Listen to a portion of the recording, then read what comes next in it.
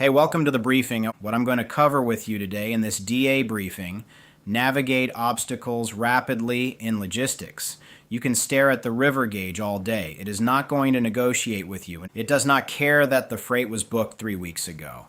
It does not care what the customer was promised, what the production schedule says, what the receiving team planned around, or how clean that transportation plan looked when everybody approved it. The water is going to be where the water is. The operating condition is going to be what the operating condition is. So the real question for the logistics leader is not whether you like the condition. The question is what happens to the objective when the path underneath that objective changes. That is the situation developing right now on the Mississippi River. Based on what is publicly known, American Commercial Barge Line placed its low water protocol into effect on August 3rd. After the Memphis gauge reached 0 feet. In its August 7th operating update, the company reported draft-related restrictions and reduced tow sizes. The Coast Guard also issued low water safety guidance across a significant portion of the lower Mississippi, directing operators to account for reduced depths, loading conditions, route planning, docking conditions, and safe vessel movement. The river is not closed. That matters. Freight can still move. The system did not disappear, but the operating envelope tightened. And when the operating envelope tightens, the plan that protected the objective yesterday may stop protecting it today. That is where I want to start, because one of the easiest mistakes in logistics is confusing the path with the objective. We do it because the path is visible. The booking is visible, the lane is visible, the barge movement is visible, and the terminal is visible, the truck appointment is visible, the customer commitment is sitting in the TMS. The production requirement is sitting somewhere else. Inventory is sitting in another system. Everybody owns a piece of the plan, and after a while that plan becomes so familiar that people start treating it like it is the thing that actually matters. It is not. The path exists to serve the objective.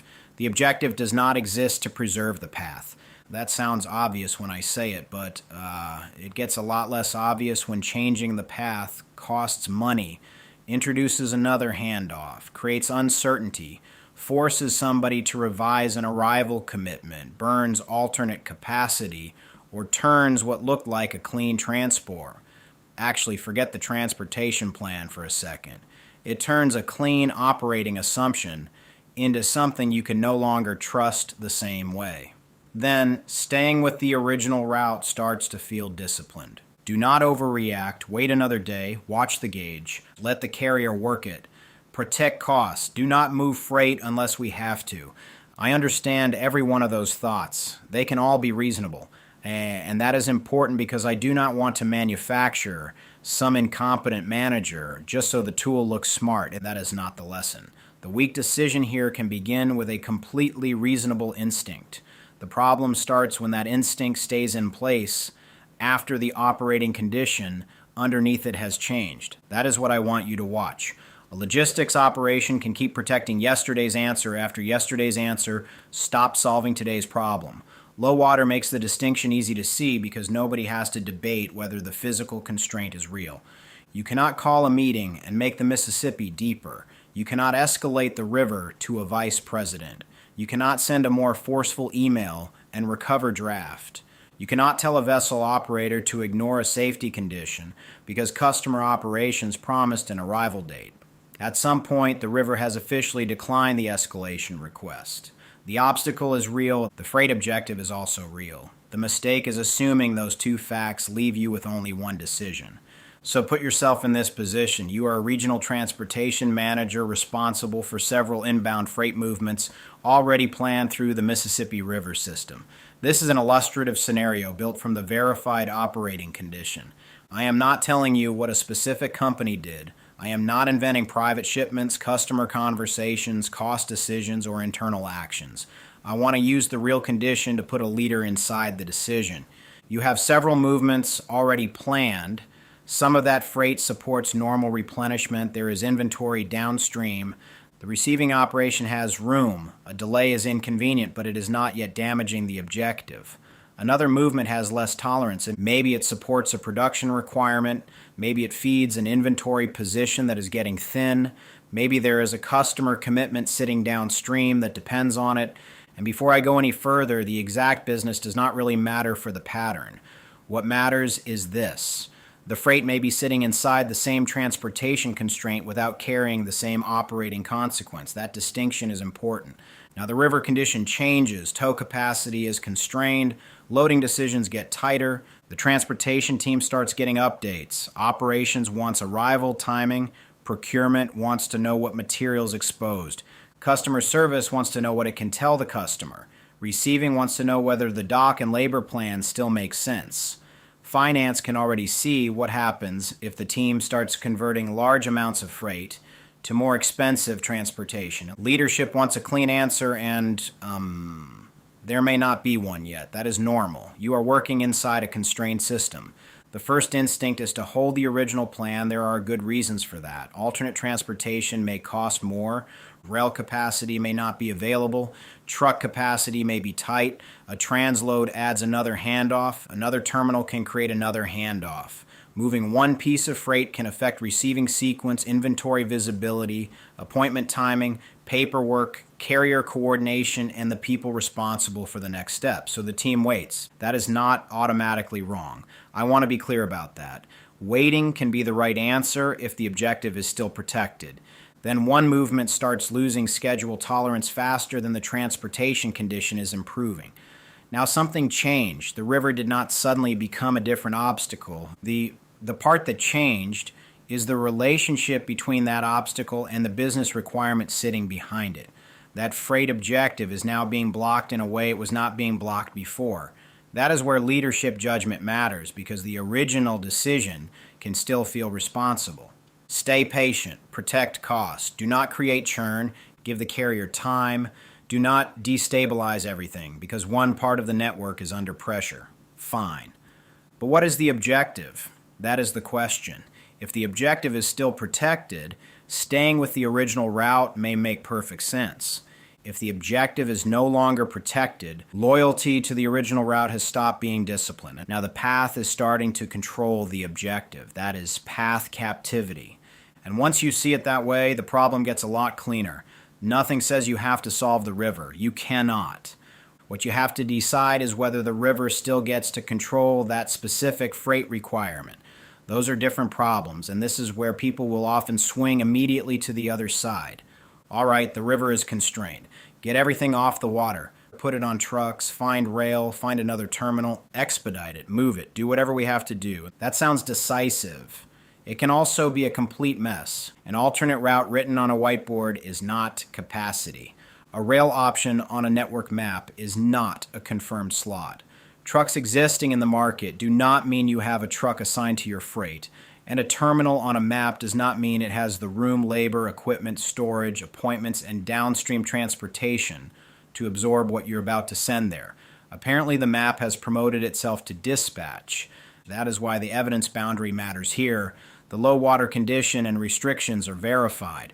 What the public information does not establish is that every affected shipper has immediate truck, rail, transload, terminal, or alternate route capacity waiting. We cannot responsibly assume that, and from an operating standpoint, that unknown is part of the decision because redirection built on imaginary capacity is not controlled redirection. It is an idea with a routing instruction attached to it. So now our transportation manager is sitting between two understandable responses. Stay with the river and preserve the existing plan, or move everything and protect the schedule. Neither one is automatically right. This is where the real work begins. The manager has to stop looking at the freight as one undifferentiated mass. Which movement is losing tolerance, and which still has room? Which consequence shows up first? Which requirement cannot absorb another delay? Which freight can stay where it is without losing the objective? And what alternate capacity is real, not assumed? Think about what just happened. We stopped talking about the river as if the river were the whole problem. The physical obstacle is low water. More precisely, the operational blockage is what that condition is doing to a specific freight objective. Those are not the same thing. That distinction is the center of this briefing. One barge movement may become slower and still protect the business requirement. Another may reach a point where the same delay is no longer acceptable. same river, same physical condition, different consequence. That is why treating every shipment the same can become a bad decision. It looks consistent. It may not be controlled. The original transportation plan had a sequence. Freight enters the system. The barge movement carries it toward the next node. The next facility, customer, production line, terminal, warehouse, or receiving team is working from an expected arrival. Then one segment tightens.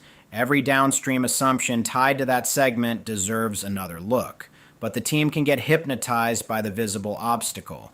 What is the river doing? What is the gauge? What did the carrier say? Any update? Any update? Those are legitimate questions. They are just not the only questions. What is the freight doing? What is the inventory position doing? Which commitment is losing margin? What receiving window is harder to protect? What option disappears if you wait another 24 hours? That is where the leader has to keep attention on the objective, instead of allowing the obstacle to become the entire operating picture. I have learned to respect this problem over time, because plans can become dangerous when people start defending them just because they are familiar.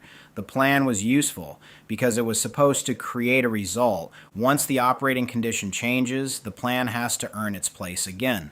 A good operator does not panic because the path changed. They also do not worship the original plan after the plan stops protecting the objective. And that is not flexibility for the sake of flexibility. That is discipline. You are holding the objective steady while reconsidering the path. Now follow the weak response a little further. Suppose the manager waits too long. At first, nothing dramatic happens. The freight is delayed. Customer operations updates an estimate. Receiving shifts the expectation. Everybody watches the river. Then schedule margin starts disappearing. A procurement asks again because inventory is getting tighter. Receiving no longer knows whether to hold labor or shift it. Customer operations is working from an estimate with less confidence behind it. A production planner may start making protective adjustments. Again, those are illustrative operating effects. I am not claiming those outcomes happen to a specific company. The public information does not establish that. What I'm showing you is the consequence path. When decision space shrinks, options do not disappear evenly. Some get more expensive, some become unavailable, some require more handoffs, and some force faster commitments. You can create risks that might have been avoided by separating freight that could wait from freight that could not. So the manager who avoided an expensive transportation decision earlier may eventually be forced into a more expensive transportation decision later. That is one failure path. Now take the opposite response. The manager sees the constraint and redirects everything. Every affected shipment gets pushed toward road, rail, another terminal, another transfer point, another carrier, whatever can be found. Now alternate capacity starts filling. Costs rise. Appointments and documentation change. Receiving sequences move. Inventory visibility gets harder because the freight is no longer following the expected path. And now the freight with the highest consequence may be competing for the same alternate capacity as freight that never needed to move in the first place. If you redirect everything, congratulations, you may have just moved your bottleneck onto wheels. That is not control either. The organization did not clear the obstacle. They copied the obstacle into another part of the network. And this can feel like leadership because everybody gets busy. Phones are moving, loads are getting rebooked, carriers are being contacted, TMS records are changing, and customer updates are going out. A lot is happening, and this is the point where the operating plan becomes a cartoon. The transportation desk has 12 colored routes across the map. 3 departments are celebrating because every shipment technically has a new destination, and somewhere in the middle of it, nobody can explain which freight actually needed to move. Take away the cartoon and the consequence remains. I do not care how much activity you created if the objective is now less protected than it was before. Activity is not the standard. Movement is not the standard. The standard is whether the objective is better protected after the decision than it was before. Now we are getting somewhere. That is where obstacle redirection enters this conversation. Obstacle redirection is part of deepen. At the recognition level, it is useful when an obstacle is already interfering with progress. The issue cannot simply be ignored. Direct correction is not the best immediate move, and there may be a controlled way to move the obstacle's effect out of the path so the objective can continue. Notice what I did not say. The obstacle does not disappear. Everything does not get rerouted. Cheapest is not automatically right. Fastest is not automatically right. And every logistics disruption is definitely not an obstacle redirection problem. Different problems require different responses. In this situation, low water is active. The transportation path is constrained. The logistics leader cannot directly correct the physical condition. Waiting may still be appropriate for some freight. For other freight, the obstacle may now be controlling too much of the objective. That is the recognition point. You do not have to remove the obstacle to remove it from the shipment's path. Simple statement, not always a simple decision, because once you move the obstacle's effect, you have to understand what the new path creates. Cost, transit time, another handoff, another terminal or carrier, another visibility issue, another appointment, another receiving sequence, another owner, another chance for the workaround to become the next problem. Every alternate path needs to work. Well, not every path. The path you actually choose has to work under control. That is the distinction. That is why obstacle redirection is not just another name for rerouting. Rerouting is an action. Obstacle. Redirection is a way of recognizing that the objective may need to be separated from the obstacle without pretending the obstacle has been solved. That part matters. Suppose one critical movement leaves the river path and the rest stays. Fine. The low water condition still exists. The remaining freight still needs visibility. The original route still needs monitoring. The alternate movement now has its own handoffs. Somebody owns what moved. Somebody owns what did not. You do not get to throw the original problem over the fence and declare victory because the urgent freight is moving somewhere else. Responsibility does not disappear because the route changed. And that is why the better question is not simply, can we get this freight moving? You can get freight moving in a lot of bad ways. The better question is whether you can protect the objective by moving the right part of the requirement away from the active obstacle without creating an uncontrolled second problem. That is a much stronger standard.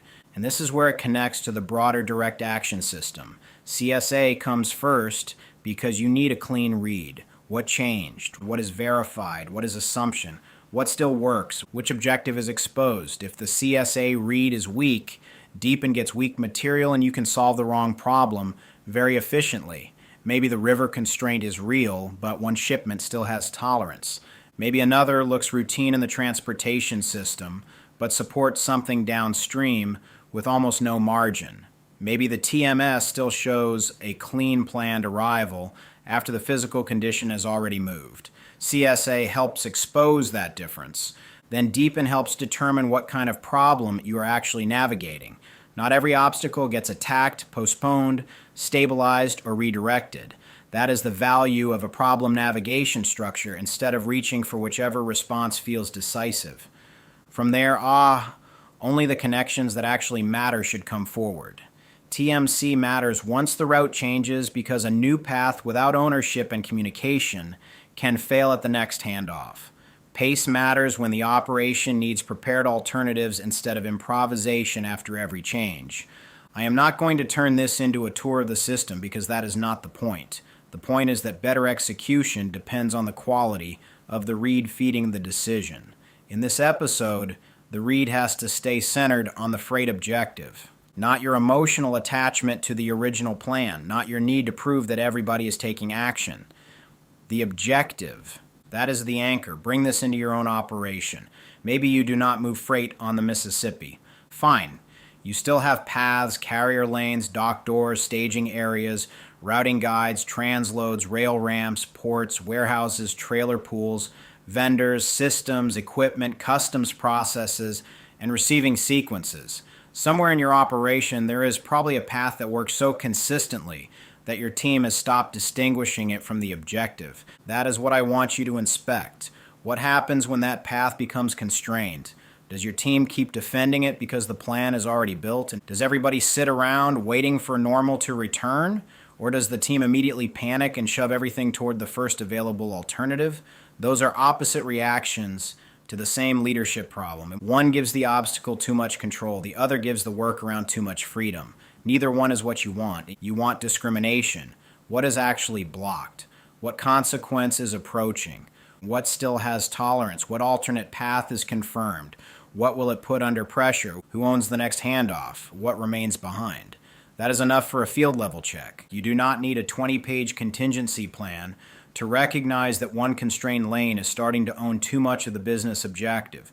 You need to recognize when the relationship changed. The route was supposed to serve the freight objective, and the freight objective was never supposed to serve the route. That is the discipline.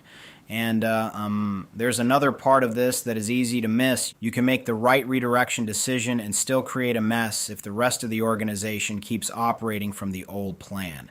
Transportation changes the route. Receiving still expects the old arrival. Customer service communicates the old date. Procurement carries the old inventory assumption. Finance sees the premium without the reason. The carrier sees one instruction, and the internal team sees another. The movement changed. Shared operating reality did not. Now you have another problem. The old ETA has apparently achieved diplomatic immunity. That is why a new path requires ownership. A workaround is not controlled just because it works once. It has to remain visible enough that the rest of the operation knows what changed and what that change means. I am not giving you the complete execution method here. I am showing you the failure pattern. The obstacle is not the only thing capable of taking control away from you. The workaround can do it too. Logistics is especially unforgiving because every change propagates. Move one load and you may change an appointment. Change the appointment and you may change receiving labor. Change the receiving sequence and you may change inventory availability. The new route can start carrying pressure the original route used to contain, and that can become a second problem very quickly. So when I say move the freight path, I do not mean move it casually. I mean protect the objective with enough awareness to understand that the alternate path becomes part of the operating system the moment you commit to it. That is why the Mississippi situation is such a useful example. The obstacle is clean. Low water, reduced operating flexibility, navigation restrictions. There is no reason to invent a villain. You do not have to blame the carrier. You do not have to blame the terminal. You do not have to blame the transportation manager. The physical condition changed. Now judgment matters. What does the organization do with the condition it actually has? That is where leadership shows up. Not in pretending you can control the river, not in acting like the original plan is sacred, not in paying any price just to preserve movement, not in freezing because you want perfect information before you decide anything. Leadership shows up in understanding which objective is actually threatened and choosing a response that keeps that objective from becoming captive to the obstacle. That pattern transfers. A terminal goes down, a carrier loses capacity, a rail lane tightens, a road closure changes access, a warehouse loses a dock, a TMS feed becomes unreliable, the details change. The recognition question stays useful. Is the obstacle actually blocking the objective? And if it is, does the objective still need to stay behind that obstacle? Sometimes the answer is yes. There may be no responsible alternate path. Capacity may not exist. The workaround may create more risk than the delay. The freight may still be able to wait. That is a legitimate answer. Obstacle redirection does not mean every obstacle gets bypassed. The tool does not give you permission to become allergic to friction. More precisely, it helps you recognize when the original path no longer deserves automatic control over the objective. There is a difference, and that difference protects you from another mistake, which is turning urgency into fiction. I have seen versions of this all over operations. We need another option. Fine. Somebody names rail trucks, another facility, another terminal. Okay, can we actually do it? Not theoretically. Is capacity confirmed? Timing, ownership, receiving condition, new handoffs, cost understood well enough to decide? If not, then you do not have you have an alternative idea. You do not have an operating path yet. At that point, the spreadsheet has hired a truck that does not exist. And that is okay. Ideas are where options begin. Just do not confuse an idea with operating capacity. That distinction gets critical under pressure because the team wants relief. The first plausible alternative feels like relief, but your job is not to create emotional relief. Your job is to protect the objective. So here is the field takeaway I want you to carry from this. When a transportation path becomes constrained, do not make the entire network react before you understand what is actually blocked. Ask which objective is losing movement. Ask what still has tolerance. Ask what consequence is approaching. Ask which alternate path is real. Then ask what that path could break. That is enough to improve the decision. You are not trying to redesign the entire network in one conversation. You are trying to keep a local obstacle from controlling more of the operation than it has to. That is obstacle redirection at the recognition level. The Mississippi does not care about your transportation plan. Neither does a closed terminal, a missed carrier, a blocked dock, or a constrained lane. The operation still has to decide what happens next. And that is why good logistics leadership is not measured by how faithfully the team protects the original route.